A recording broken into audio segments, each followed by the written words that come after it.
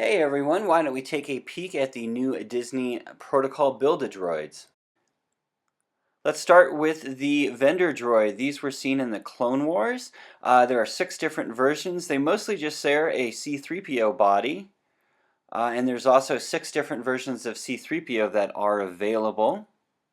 You can see them there. And again, they share everything but the head with the vendor droid. Here's a comparison with a regular C-3PO from Hasbro. You can see the Disney droids are just a little bit taller, and most of the sculpts are different than the Hasbro version. You can see here the 2 rectangles on the back are different sizes. There's a small other variations as well. Next is the forearm, and there are 3 different forearms to choose from. Again, this figure has a huge amount of significance in terms of the difference of the sculpt. If you just look at the heads between the two, the Hasbro and the Disney version, they're radically different. The body is as well. And here on the back, you can see, again, that rectangle that we associate with the Protocol droids is also different. And here, standing next to each other, you can see how incredibly different the Disney forearm is from the Hasbro version. Next, we have the Cz4 Droid, and you can see that there's 3 different versions of that as well. And the Cz droid is incredibly different than the old Hasbro mold. It is much taller, but it also has a wider chest. When you look at the back, the design on the back is completely different, kind of based on the same concepts, but incredibly different. And standing next to each other, you can kind of see that the torso on the Disney droid is also much larger. Next is the Ra7 Droid, and we have 3 different versions of this droid. Ra7 was most commonly seen in the first Star Wars A New Hope. Here's a wonderful comparison. You can see how radically different the head sculpt is.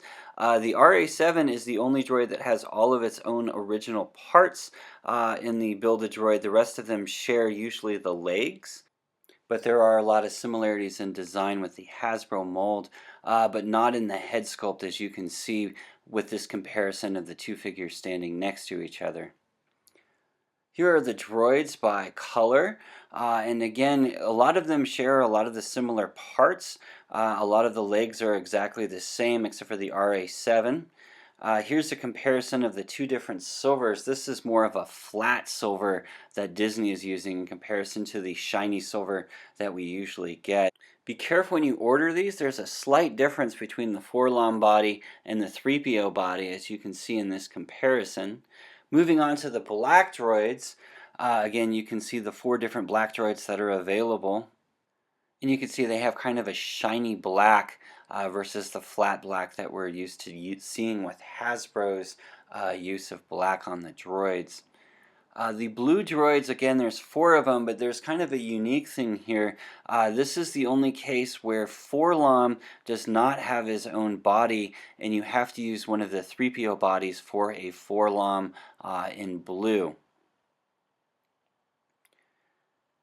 Next, we have the 3 different white droids, and again, you can see there's a little bit of a paint variation even between the similar parts. Here's our comparison of old K3PO. There's more of a true white in the Disney, and then a more of a yellowing white because my K3PO is old. There's only 2 red droids available, and I put that in comparison with the carded one that they put out with the last celebration, and you can see the color difference there.